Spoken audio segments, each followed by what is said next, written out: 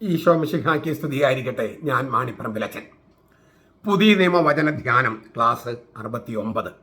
സ്ലീഹന്മാരുടെ നടപടി 5-ാമത്തെ അധ്യായം 17 മുതൽ 33 വരെയുള്ള തിരുവചനങ്ങൾ. എന്നാൽ മഹാപുരോഹിതനും അവന്റെ പക്ഷക്കാരായ സദുക്കായ മതവിഭാഗവും അസൂയ നിറഞ്ഞ് എഴുന്നേറ്റ് അപ്പസ്തോലന്മാരെ പിടിച്ച് പൊതു തടവിലാക്കി. രാത്രി കർത്താവിന്റെ മാലാഖ കാരാഗൃഹവാതിൽ തുറന്ന് അവരെ പുറത്തു കൊണ്ടുവന്ന് അവരോട് പറഞ്ഞു, നിങ്ങൾ പോയി ദേവാലയത്തിൽ നിന്ന് ഈ ജീവന്റെ വചനങ്ങളെല്ലാം ജനത്തോട് പ്രസ്താവിക്കുവിൻ. അവർ ഇത് കേട്ട് പുലർച്ചെ ദേവാലയത്തിൽ ചെന്ന് പഠിപ്പിച്ചുകൊണ്ടിരുന്നു. മഹാപുരോഹിതനും കൂടെയുള്ളവരും വന്ന് ന്യായാധിപ സംഘത്തെയും ഇസ്രായേൽ മക്കളുടെ കാര്യാലോചന സമിതിയിലെ എല്ലാവരെയും വിളിച്ചുകൂട്ടി അവരെ കൊണ്ടുവരാൻ ജയിലിലേക്ക് ആളയച്ചു. ആ സേവകർ ചെന്നപ്പോൾ അവരെ കാരാഗൃഹത്തിൽ കണ്ടില്ല. അവർ തിരിച്ചു വന്ന് വിവരം അറിയിച്ചു. കാരാഗൃഹം നല്ല ഭദ്രമായി പൂട്ടിയിരിക്കുന്നതും കാവൽക്കാർ വാതിൽക്കൽ നിൽക്കുന്നതും ഞങ്ങൾ കണ്ടു. എന്നാൽ തുറന്നപ്പോഴോ അകത്ത് ആരെയും കണ്ടില്ല. ഈ വാക്കുകൾ കേട്ടിട്ട് ദേവാലയത്തിൽ പടനായകനും മഹാപുരോഹിതന്മാരും ഇതെന്തായിത്തീരും എന്ന് അവരെക്കുറിച്ച് അന്താളിച്ചു. അപ്പോൾ ഒരുത്തൻ വന്ന് അവരെ ബോധിപ്പിച്ചു, നോക്കൂ, നിങ്ങൾ തടവിലാക്കിയ പുരുഷന്മാർ ദേവാലയത്തിൽ നിന്നുകൊണ്ട് ജനത്തെ പഠിപ്പിക്കുന്നു. അപ്പോൾ പടനായകൻ സേവകരുടെ കൂടെ ചെന്ന് ബലപ്രയോഗം കൂടാതെ തന്നെ അവർ കൂട്ടിക്കൊണ്ടുവന്നു. കാരണം ജനം കല്ലെറിയുമെന്ന് അവർ ഭയപ്പെട്ടിരുന്നു. അവരെ കൊണ്ടുവന്ന് ന്യായാധിപ സംഘത്തിന്റെ മുൻപാകെ നിർത്തി. മഹാപുരോഹിതൻ അവരോട് പറഞ്ഞു, ഈ നാമത്തിൽ പഠിപ്പിക്കരുതെന്ന് ഞങ്ങൾ നിങ്ങളോട് കർശനമായി കൽപ്പിച്ചിരുന്നല്ലോ. എന്നിട്ടും നിങ്ങൾ യെരൂസലേമിനെ നിങ്ങളുടെ പ്രബോധനം കൊണ്ട് നിറച്ചിരിക്കുന്നു. ആ മനുഷ്യന്റെ രക്തം ഞങ്ങളുടെ മേൽ വരുത്താൻ നിങ്ങൾ ഇച്ഛിക്കുകയും ചെയ്യുന്നു. അതിന് മറുപടിയായി പത്രോസും ശേഷം അപ്പസ്തോലന്മാരും പറഞ്ഞു, മനുഷ്യരെക്കാൾ ദൈവത്തെയാണ് അനുസരിക്കേണ്ടത്. നിങ്ങൾ മരത്തിൽ തൂക്കിക്കൊന്ന യേശുവിനെ നമ്മുടെ പിതാക്കന്മാരുടെ ദൈവം ഉയർപ്പിച്ചു. ഇസ്രായേലിന് മാനസാന്തരവും പാപമോചനവും നൽകാൻ ദൈവം അവനെ പ്രഭുവായും രക്ഷകനുമായും തന്നെ വലത്ത് കൈയാൽ ഉയർത്തിയിരിക്കുന്നു. ഈ വസ്തുതയ്ക്ക് ഞങ്ങളും പിന്നെ തന്നെ അനുസരിക്കുന്നവർക്ക് ദൈവം നൽകിയ പരിശുദ്ധാത്മാവും സാക്ഷികളാകുന്നു. ഇത് കേട്ടപ്പോൾ അവർ കോപാക്രാന്തരായി അവരെ ഒടുക്കിക്കളയാൻ ഭാവിച്ചു. വാസ്തവത്തിൽ ഈ തിരുവചനങ്ങൾ രണ്ടാമത്തെ മതമർദ്ദനത്തെക്കുറിച്ചാണ് സൂചിപ്പിക്കുന്നത്. ഒന്നാമത്തത് 4-ാമത്തെ അധ്യായത്തിൽ പറഞ്ഞു കഴിഞ്ഞു. മുൻപ് ഒരു മതമർദ്ദനം 4-ാമത്തെ അധ്യായത്തിൽ വർണ്ണിച്ചു. യഹൂദരുടെ ന്യായാധിപ സംഘം വീണ്ടും ചേർന്ന് ആദിമസഭയെ പീഡിപ്പിക്കാനായിട്ട് തീരുമാനിക്കുകയാണ്. മുമ്പ് ചെയ്തതുപോലെ 4-ാമത്തെ അധ്യായത്തിൽ ചെയ്തതുപോലെ സ്ലേഹന്മാരുടെ നടപടി 4-ാമത്തെ അധ്യായത്തിൽ. എന്നാൽ ഈ മതമർദ്ദനത്തിൽ ചില പ്രസാദാത്മകമായ കാര്യങ്ങൾ സംഭവിക്കുന്നു. സദുക്കായരെ പ്രതിയോഗികളായി തുടരുന്നെങ്കിലും ഫരിസയരിൽ ചിലര് സഭയ്ക്ക് അനുകൂലമായി തീരുമാനമെടുക്കുന്നു, വാദിക്കുന്നു. ഗമാലിയേൽ ഉദാഹരണം ഈ അധ്യായത്തിൽ 5:34 നമുക്കത് അടുത്ത ക്ലാസ്സിൽ നമ്മൾ കാണുക. അപ്പോൾ ചില ഫരിസയരെല്ലാം നമ്മുടെ സഭയ്ക്ക്, കത്തോലിക്ക സഭയ്ക്ക്, ആദിമസഭയ്ക്ക് അനുകൂലമായിട്ട് നിലപാടെടുക്കുന്നു. ഇവിടെ നമ്മൾ ഈ തിരുവചനത്തിൽ കാണുന്ന മഹാപുരോഹിതൻ ആരാണ്? ഈ മഹാപുരോഹിത പദവിയിലായിരുന്ന കയ്യാഫാസാണ് അപ്പോഴും. പക്ഷേ ഇവിടെ ഉദ്ദേശിക്കുന്നത് അന്നാസിനെയാണ്. 4-ാമത്തെ അധ്യായം 4:6 വ്യാഖ്യാനത്തിൽ നമ്മളത് പറഞ്ഞിട്ടുണ്ട്. അന്നാസിനെയാണ്. അന്നാസ് പിന്നെ അദ്ദേഹത്തിൻ്റെ മരുമകനാണ് ഈ ജോസഫ് കയ്യഫാസ്. ഈ പദവിയിൽ ജോസഫ് കയ്യഫാസ് ആണെങ്കിലും കാര്യങ്ങൾ നടത്തിയിരുന്നത് അമ്മായിപ്പനാണ് അന്നാസ്. ആ അന്നാസിനെയാണ് ഇവിടെ മഹാപുരോഹിതൻ എന്ന് ഉദ്ദേശിക്കുന്നത്. കർത്താവിൻ്റെ മാലാഖയാണ് ഇവരെ ജയിലിൽ നിന്ന് പുറത്തു കൊണ്ടുവരുന്നത്. ഈ മാലാഖമാരുടെ ഇടപെടൽ നമ്മൾ ഇടയ്ക്കിടയ്ക്ക് കാണാം. ഇടപെടൽ, നിർദ്ദേശം, സഹായം എന്നിവ സ്ലീഹന്മാരുടെ നടപടി 8:26 കാണാം. 10-ാമത്തെ അധ്യായം 3-6 വാക്യങ്ങൾ കാണാം. 12-ാമത്തെ അധ്യായം 7 മുതൽ 10 വരെ വാക്യങ്ങൾ കാണാം. 12:23 കാണാം. 27, 23, 24 കാണാം. അപ്പോൾ മാലാഖമാരുടെ ഇടപെടൽ ഇടയ്ക്കിടയ്ക്ക് നമ്മൾ കാണുന്നുണ്ട് സ്ലീഹന്മാരുടെ ജീവിതത്തിൽ. ഈ സ്ലീഹന്മാർ തടവറയിൽ നിന്ന് രക്ഷപ്പെട്ടു. മാലാഖ പറഞ്ഞു, അവർ രക്ഷപ്പെട്ടു. അവർ ദേവാലയത്തിൽ പോയി പ്രസംഗിക്കുകയാണ്. ന്യായാധിപ സംഘത്തിൻ്റെ മുമ്പിലേക്കാണ് കൊണ്ടുവരുന്നത്. യഹൂദരുടെ പരമോന്നത മതകോടതിയായ സാൻഗദ്യം സംഘത്തെയാണ് ഇവിടെ ന്യായാധിപന്മാരുടെ സംഘം എന്ന് പറയുന്നത്. മഹാപുരോഹിതനും ഇസ്രായേലിലെ 70 നേതാക്കന്മാരുമാണ് ഇതിലെ അംഗങ്ങൾ. മൊത്തം 71 പേര്. പലരും ഫരിസയ വിഭാഗത്തിൽ നിന്നോ സദുക്കായ പക്ഷത്തു നിന്നുള്ളവരായിരുന്നു. 5:17, 5:34 അങ്ങനെ സൂചനയുണ്ട്. 23:6 അങ്ങനെ പറയുന്നുണ്ട്. വധശിക്ഷയൊഴികെ മറ്റ് ശിക്ഷകൾ നൽകാനുള്ള അധികാരം ഈ യഹൂദ ന്യായാധിപ സംഘത്തിന് റോമായുടെ നിയമം അനുവദിച്ചു കൊടുത്തിരുന്നു. യോഹനൻ 18:31, സ്ലീഹന്മാരുടെ നടപടി 5:40, മർക്കോസ് 14:55 ആ സൂചനയുണ്ട്. വധശിക്ഷ കൊടുക്കാൻ പറ്റില്ല, മറ്റ് ശിക്ഷകളെ കൊടുക്കാം. ഈ മനുഷ്യന്റെ നാമത്തിൽ, യേശുവിൽ, നസ്രത്തിലെ യേശുവിന്റെ നാമത്തിൽ സുവിശേഷം പ്രസംഗിക്കാൻ പാടില്ലെന്ന് പറഞ്ഞിട്ടുള്ളതല്ലേ എന്ന് പറഞ്ഞിട്ട് പറയാണ്. എന്നിട്ട് നിങ്ങൾ നിങ്ങളുടെ പ്രസംഗം കൊണ്ട് ഈ ജെറൂസലം മുഴുവൻ നിറച്ചിരിക്കുക. എന്നിട്ട് ആ മനുഷ്യന്റെ രക്തം ഞങ്ങളുടെ മേൽ വീഴാനായിട്ട് നിങ്ങൾ ഇടവരുത്തുകയാണ്. യഹൂദ മതത്തിന്റെ മേലധികാരികൾക്കും റോമായുടെ ഭരണാധികാരികൾക്കുമാണ് യേശുവിനെതിരെ വിധി പ്രസ്താവിച്ചതിൻ്റെയും അവനെ കൊന്നുകളഞ്ഞതിൻ്റെയും ഉത്തരവാദിത്വം 4:27 പറഞ്ഞിട്ടുണ്ട്. ഓരോരുത്തരുടെയും മേൽ വ്യക്തിപരമായ കുറ്റം എത്രയെന്ന് ദൈവത്തിന് മാത്രമേ അറിയൂ. പക്ഷേ യഹൂദ മതത്തിന്റെ മേലധികാരികൾക്കും റോമായുടെ ഭരണാധികാരികൾക്കും ഉത്തരവാദിത്തമുണ്ട്. ആ ഭരണാധികാരികളിലെ മേലധികാരികളിൽ ആർക്കൊക്കെ എന്തൊക്കെ ഉത്തരവാദിത്തമുണ്ട്, എത്രമാത്രമായി ഉത്തരവാദിത്തം, അത് ദൈവത്തിന് മാത്രമേ അറിയൂ. വ്യക്തികളുടെ ഉത്തരവാദിത്തം, ആ സാമൂഹ്യ വ്യവസ്ഥയ്ക്ക് ഉത്തരവാദിത്തമുണ്ട് അല്ലേ, റോമൻ ഭരണാധികാരികൾക്കും യഹൂദ മതത്തിന്റെ മേലധികാരികൾക്കും. അതിൽ തന്നെ ഓരോരുത്തർക്കും എത്രമാത്രം വ്യക്തിപരമായ ഉത്തരവാദിത്തമുണ്ടെന്ന് ദൈവത്തിന് മാത്രമേ അറിയൂ. എങ്കിലും യേശുവിനെ ക്രൂശിച്ചതിന് സംഘാതമായ ഉത്തരവാദിത്തം യെറൂസലേമിലെ കോപാവശം കൊണ്ട് ജനക്കൂട്ടം ഏറ്റെടുത്തിരുന്നു. മത്തായി 27, 24, 25 പറയുന്നുണ്ട്, അവൻ്റെ രക്തം ഞങ്ങളുടെ മേലും ഞങ്ങളുടെ മക്കളുടെ മേലും ആയിക്കൊള്ളട്ടെ. പക്ഷെ അതിന് വേറൊരർത്ഥം കൂടിയുണ്ട്. അവർ പറഞ്ഞത് ഈ മനുഷ്യൻ്റെ രക്തത്തിന് ഉത്തരവാദിത്തം ഞങ്ങൾ എടുക്കുമെന്നാണ് അവർ ഉദ്ദേശിച്ചത്. പക്ഷെ അതൊരു പ്രവചനം കൂടിയാണ്. അവരറിയാതെ നടത്തിയ അബോധാത്മകത്തിൽ പറഞ്ഞ ഒരു പ്രവചനം. അതായത് ക്രിസ്തുവിൻ്റെ രക്തം അവരുടെ മേലും അവരുടെ മക്കളുടെ മേലും വീണാൽ ആ രക്തം പ്രതികാരത്തിന് വേണ്ടിയല്ല, പാപമോചനത്തിന് വേണ്ടിയാണ് പ്രാർത്ഥിക്കുന്നത്. പിതാവേ, ഇവരോട് ക്ഷമിക്കണമേ, ഇവർ എന്താണ് ചെയ്യുന്നതെന്ന് ഇവർക്ക് അറിഞ്ഞുകൂടാ. അപ്പോൾ ആ രക്തം വീണാൽ ആ രക്തം വഴിയാണ് രക്ഷ. അതുകൊണ്ട് അവൻ്റെ രക്തം വീണാൽ അവരും അവരുടെ മക്കളും രക്ഷ പ്രാപിക്കുകയാണ് ചെയ്യുക.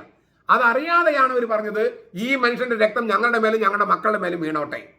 അബോധാത്മകമായ പ്രവചനമാണത്, രക്ഷാകരമായ പ്രവചനമാണ്. അപ്പോൾ ആ മനുഷ്യൻ്റെ രക്തം ഞങ്ങളുടെ മേൽ വീഴാൻ നിങ്ങൾ ഇടയാക്കുന്നത് പറഞ്ഞാൽ ഇവരുദ്ദേശിച്ചത് ആ മനുഷ്യൻ്റെ രക്തത്തിന് ഞങ്ങൾ ഉത്തരവാദിയാണ്.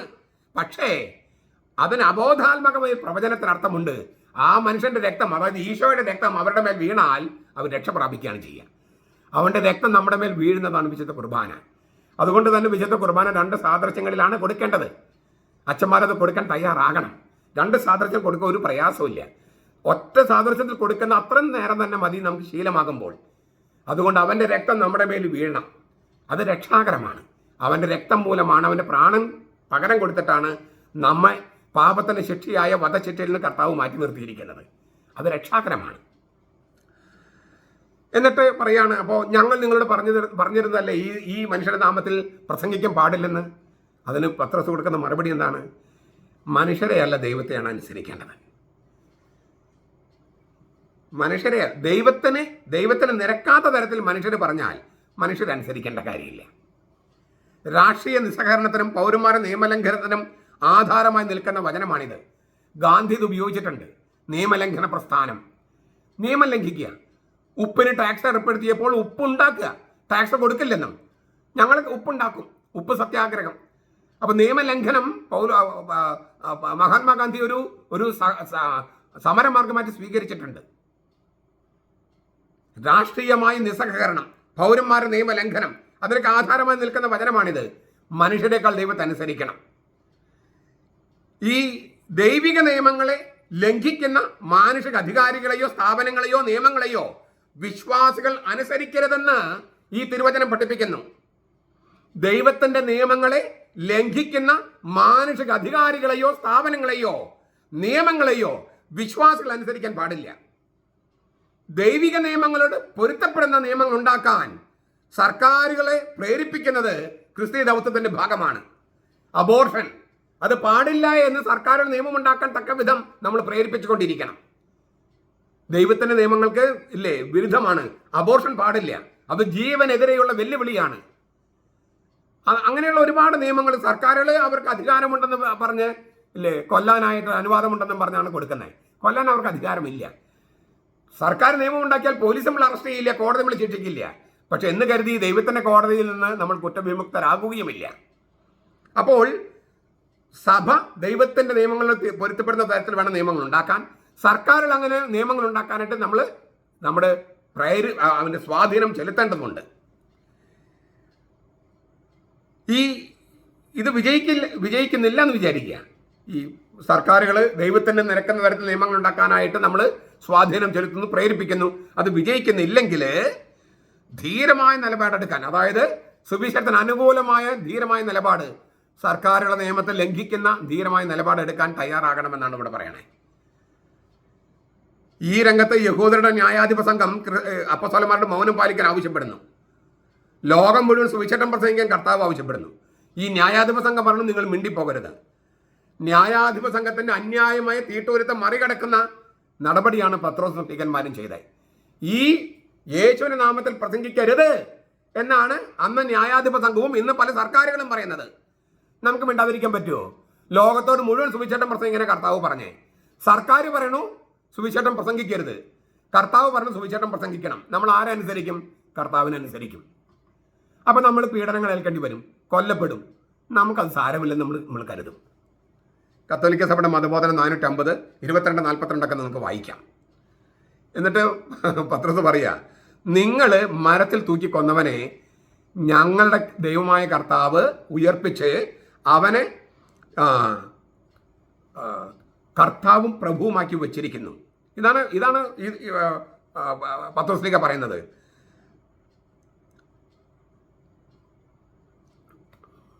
ഒരു സെക്കൻഡ്.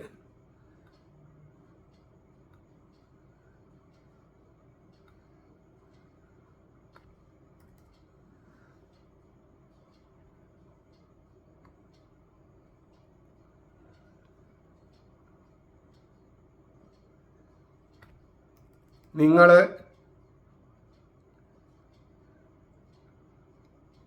എൻ്റെ കമ്പ്യൂട്ടറിൽ എന്തൊരു ചെറിയൊരു പ്രോബ്ലം വന്നതാണ്. നിങ്ങൾ മരത്തിൽ തൂക്കിക്കൊന്നവനെ കർത്താവും പ്രഭുവുമാക്കി ദൈവം നിയമിച്ചിരിക്കുകയാണ്. മരത്തിൽ തൂക്കപ്പെട്ടവൻ ദൈവസന്നിധിയിൽ ശാപഗ്രസ്തനാണ് എന്നാണ് പഴയ നിയമത്തിൽ. മോശ അങ്ങനെ പഠിപ്പിച്ചിരിക്കുന്നത്. നിയമാവർത്തന പുസ്തകം 21-22. മരത്തിൽ തൂക്കപ്പെട്ടവൻ ദൈവത്താൽ ശപിക്കപ്പെട്ടവനാണ്. എന്നാൽ മരത്തിൽ തൂക്കപ്പെട്ടവൻ ദൈവത്തിന് മുമ്പിൽ ശാപഗ്രസ്തനല്ലെന്ന് യേശു കുരിശിൽ തെളിയിച്ചു. അതിനാൽ മോശയുടെ ന്യായപ്രമാണം കൂടാതെയാണ് കുരിശിൽ രക്ഷ സംഭവിച്ചതെന്ന് പൗലോസ് പിന്നീട് സമർത്ഥിക്കുന്നുണ്ട്. ന്യായപ്രമാണം അനുസരിച്ചല്ല കുരിശിലെ രക്ഷ. അപ്പോൾ മരത്തിൽ തൂക്കപ്പെട്ടവൻ ദൈവത്താൽ ശപിക്കപ്പെട്ടവനാണെന്ന് മോശ പറഞ്ഞത്, അത് ആ വചനത്തെ മറികടക്കുകയാണ് യേശു ചെയ്തത്. എല്ലാ വചനങ്ങളെയും പൂർത്തിയാക്കുകയല്ല കർത്താവ് ചെയ്തത്. ചിലതിനെല്ലാം കവച്ചു വെക്കുകയും മറികടക്കുകയുമാണ്.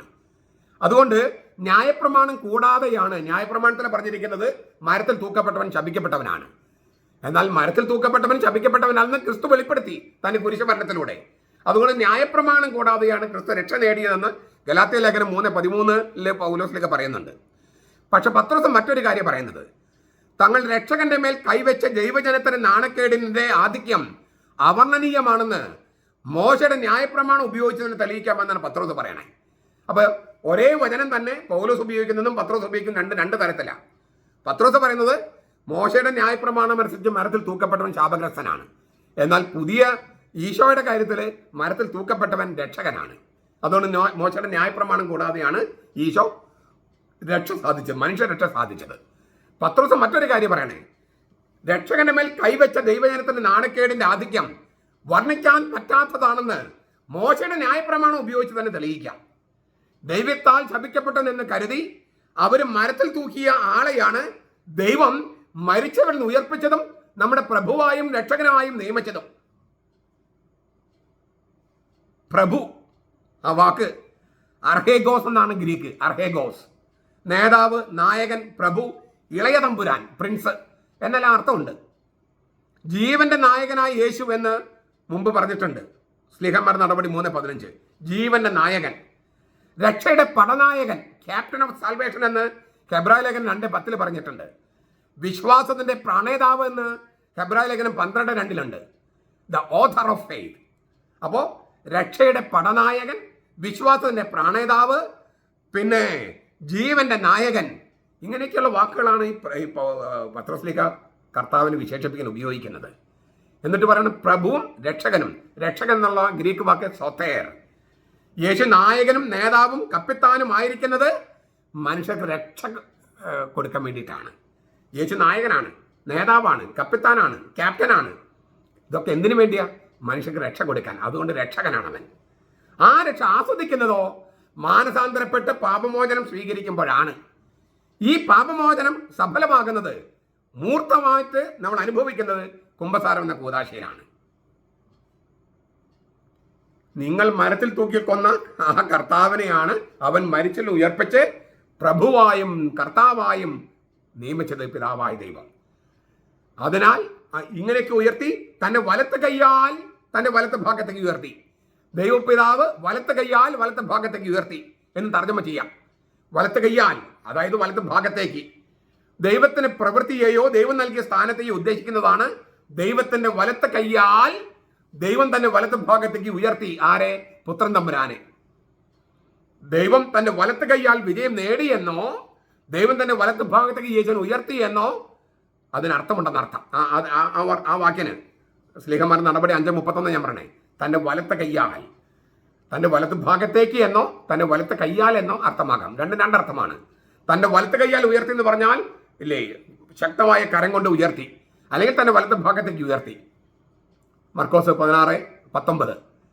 അതുകൊണ്ട് പൗരസ്ത്യ സഭകൾ പിതാവിൻ്റെയും പുത്രൻ്റെയും വലത്ത് വശത്തേക്കാണ് ആദ്യം വയ്ക്കുക. കാരണം പിതാവിൻ്റെ വലത്ത് വശത്താണ് പുത്രൻ തമ്പുരാൻ. അങ്ങനെയാണ് പൗരസ്ത്യ സഭകൾ കുരിശ് വരയ്ക്കുക. അതെല്ലാം ഈ തിരുവചനങ്ങളുടെ വെളിച്ചത്തിലാണ്. ഒരു വചനം കൂടി പറഞ്ഞ് ഞാൻ അവസാനിപ്പിക്കാം. ഞങ്ങളും പരിശുദ്ധാത്മാവും സാക്ഷ്യപ്പെടുത്തിയിരിക്കുന്നു. ഞങ്ങൾ സ്ലീഹന്മാരും പരിശുദ്ധാത്മാവും. സ്ലീഹന്മാരും പരിശുദ്ധാത്മാവും ഒന്നിച്ചാണ് ക്രിസ്തു സംഭവത്തിന് സാക്ഷ്യം വഹിക്കുന്നത്. പരിശുദ്ധാത്മാവ് ഒരാളാണ് എന്ന സൂചനയും അവിടെയുണ്ട്. പരിശുദ്ധാത്മാവ് ആളാണ്, വെറും ശക്തിയല്ല. പരിശുദ്ധാത്മാവ് ആളാണ്. ഞങ്ങളും പരിശുദ്ധാത്മാവും ക്രിസ്തു സംഭവത്തിന് സാക്ഷ്യം വഹിക്കുന്നു. നമ്മൾ പരിശുദ്ധാത്മാവിനോട് ചേർന്ന് സാക്ഷ്യം വഹിച്ചാലേ ക്രിസ്തു സംഭവത്തിനുള്ള സാക്ഷ്യമാകും. പരിശുദ്ധാത്മ മാറ്റി നിർത്തിയിട്ട് നമ്മൾ ചെയ്താൽ അത് ക്രിസ്തു സംഭവത്തിലുള്ള സാക്ഷ്യമായിട്ട് മാറില്ല. നമ്മളും പരിശുദ്ധാത്മാവും ഒരേ സാക്ഷ്യം നൽകണം. ചുരുക്കത്തിൽ പത്രോസ് അവരെ തടവിലാക്കി, കർത്താവിൻ്റെ മാലക അവരെ അത്ഭുതകരമായി രക്ഷപ്പെടുത്തി. എന്നിട്ട് ദേവാലയത്തിൽ പോയി പ്രസംഗിക്കാൻ പറഞ്ഞു. ദേവാലയത്തിൽ പോയി പ്രസംഗിച്ചു. അവർ പറഞ്ഞു നിങ്ങളോട് പ്രസംഗിക്കാൻ പാടില്ലെന്ന് പറഞ്ഞതല്ലേ. പക്ഷേ മനുഷ്യർ പറയുന്നത് കേൾക്കണോ ദൈവം പറയുന്നത് കേൾക്കണോ, അത് തമ്മിൽ വൈരുദ്ധ്യമുണ്ടെങ്കിൽ ദൈവത്തിന് അനുകൂലമായി തീരുമാനം എടുക്കണം എന്നൊക്കെയാണ് പറയണേ. നിങ്ങൾ എൻ്റെ ഈ ലിറ്റർജിയെക്കുറിച്ചുള്ള നിലപാടുകളാണെങ്കിലും മറ്റ് നിലപാടുകളാണെങ്കിലും നിങ്ങൾ കണ്ടു കാണും. ഈ എല്ലാവിടെയും ഇതേ ഒരു നിലപാടാണ് ഞാൻ നിങ്ങളോട് പറഞ്ഞിരിക്കുന്നത്. ദൈവത്തെ ധിക്കരിക്കാൻ, കൽപ്പനകൾക്കെതിരായി, ദൈവഹിതത്തിനെതിരായി ഏത് മാനുഷിക അധികാരികൾ പറഞ്ഞാലും അനുസരിക്കരുത് എന്നാണ് ഞാൻ പറയണേ. അതേസമയം ദൈവഹിതത്തിനനുസരണമായി, തിരുവചനത്തിനനുസരണമായി, കത്തോലിക്ക സഭയുടെ നിലപാടുകൾക്ക് അനുസരണമായി മേലധികാരി തീരുമാനം പറഞ്ഞാൽ അതനുസരിക്കും വേണം. അപ്പോൾ ചില ഘട്ടങ്ങളിൽ മനുഷ്യരെക്കാൾ ദൈവത്തെ അനുസരിക്കേണ്ടി വരും.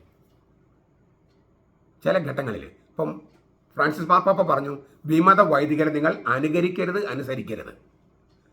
എന്നിട്ട് വിമത വൈദികർക്ക് അനുകൂലമായി ചില മെത്രന്മാർ നടപടി എടുക്കുമ്പോൾ അവർ അനുസരിക്കണമെന്ന് പറഞ്ഞ് ശരിയാണോ? അപ്പോൾ മാണിപ്പറമ്പിലച്ചൻ 2 തരത്തിൽ പറയുന്നു. അനുസരണമാണ് ബലിയേൽക്കൽ ശ്രേഷ്ഠമെന്ന് പറയുന്ന ആള് ഇവിടെ അനുസരിക്കരുതെന്ന് പറയുന്നു. അങ്ങനെ തന്നെയാണ്. ചില ഘട്ടങ്ങളിൽ അനുസരണമല്ല ശരി, ധിക്കാരമാണ് ശരി. ദൈവഹിതത്തിനും ദൈവകൽപ്പനയ്ക്കും വിരുദ്ധമായിട്ട് ആര് കൽപ്പിച്ചാലും അതനുസരിക്കരുതെന്നാണ്. അപ്പോൾ പീഡനങ്ങൾ ഏൽക്കേണ്ടി വരും, രക്തസാക്ഷിയാകേണ്ടി വരും. ആ ധീരതയാണ് കർത്താവ് നമ്മിൽ നിന്ന് പ്രതീക്ഷിക്കുന്നത്. അപ്പോൾ എപ്പോൾ അനുസരിക്കണം, എങ്ങനെ അനുസരിക്കണം, ആരെ അനുസരിക്കണം, അതിനെല്ലാം ചില വ്യവസ്ഥകൾ കർത്താവ് വെച്ചിട്ടുണ്ട്, സ്ലീഹന്മാർ വെച്ചിട്ടുണ്ട്. ഞാൻ ആവർത്തിക്കുക, യഹൂദന്മാരുടെ മേലധികാരികളാണ് പറഞ്ഞത് യേശുവിൻ്റെ നാമത്തിൽ മിണ്ടിപ്പോകരുത്. അപ്പോൾ പത്രോസ് പറയുക, ഞങ്ങളുടെ കർത്താവ് എന്താ പറഞ്ഞിരിക്കുന്നത്? ലോകത്തോട് മുഴുവൻ സുവിശേഷം പ്രസംഗിക്കാനാണ്, യേശുവിൻ്റെ നാമം പ്രസംഗിക്കാനാണ്. അപ്പോൾ ക്രിസ്തു പറഞ്ഞിരിക്കുന്നു പ്രസംഗിക്കാൻ. നിങ്ങൾ പറയുന്നു പ്രസംഗിക്കരുത്. ഞങ്ങൾ ആരനുസരിക്കണം? ദൈവത്തെ അനുസരിക്കണോ അതോ ദൈവത്തെ ധിക്കരിക്കുന്ന നിങ്ങൾ അനുസരിക്കണം? ഈ ചോദ്യം വളരെ പ്രസക്തമാണ്, അന്നും ഇന്നും എപ്പോഴും. ഇതൊന്നും അറിയാതെ ഒരു ബ്ലണ്ടായിട്ട് മറുപടികൾ പറയരുത്. ഓരോ സാഹചര്യത്തിലും സന്ദർഭത്തിലുമാണ് നമ്മൾ ഒരു കാര്യം പറയുന്നത്. സന്ദർഭത്തിന് വളച്ചൊടിച്ചിട്ട് അടത്തി മാറ്റിയിട്ട് വളച്ചൊടിച്ച് മനുഷ്യരെ നാണം കെടുത്താം. പക്ഷേ അതൊരു രക്തസാക്ഷിത്വമാണ് ഇല്ലേ? നിങ്ങൾ എന്നെ നാണം കെടുത്തുകയോ അല്ലെങ്കിൽ ഇങ്ങനെ പറയുന്നവർ നാണം കെടുത്തുകയോ ചെയ്താൽ ഞങ്ങളൊരു രക്തസാക്ഷികളാകുകയാണ്. കാരണം ഞങ്ങളുടെ സൽപ്പേര് ഇല്ലാണ്ടാക്കുകയാണ്. പക്ഷെ അതുകൊണ്ട് നിങ്ങൾ പിശാചിൻ്റെ പക്ഷത്തായി മാറും. അതുകൊണ്ട് കാര്യങ്ങളെല്ലാം ഗ്രഹിച്ചിട്ട് പറയുന്നതാണ് നല്ലത്. അല്ലെങ്കിൽ വെറുതെ പരിശുദ്ധാത്മാവിനെതിരായുമ്പോൾ പാപം ചെയ്യുന്നൊരവസ്ഥ ഉണ്ടാകും. അങ്ങനെ ഉണ്ടാകാതിരിക്കണം. ഞാനും നിങ്ങളും ശ്രദ്ധിക്കേണ്ട കാര്യമാണ് പറയണേ. കാര്യങ്ങൾ സത്യം അറിഞ്ഞിട്ട് പറയാനായിട്ട് ശ്രമിക്കുക. വെറും ഭാവനയും പിന്നെ സന്ദർഭം നടത്തി മാറ്റിയുള്ള ആരോപണങ്ങളും ചെയ്യാതിരിക്കുക. ദൈവത്തെ അനുസരിക്കണം.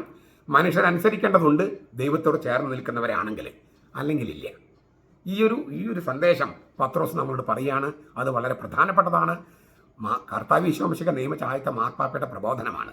എല്ലാ മാർപ്പാപ്പന്മാർക്കും, എല്ലാ മെത്രാന്മാർക്കും, എല്ലാ വൈദികർക്കും, എല്ലാ അൽമായർക്കും ബാധകമായ പ്രബോധനം. നമ്മുടെ കർത്താവ് ഈശോമിശിഹായുടെ കൃപയും പിതാവായ ദൈവത്തിൻ്റെ സ്നേഹവും പരിശുദ്ധാത്മാവിൻ്റെ സഹവാസവും നാം എല്ലാവരോടും കൊണ്ട് ഉണ്ടായിരിക്കട്ടെ, ഇപ്പോഴും എപ്പോഴും എന്നേക്കും. ആമേൻ.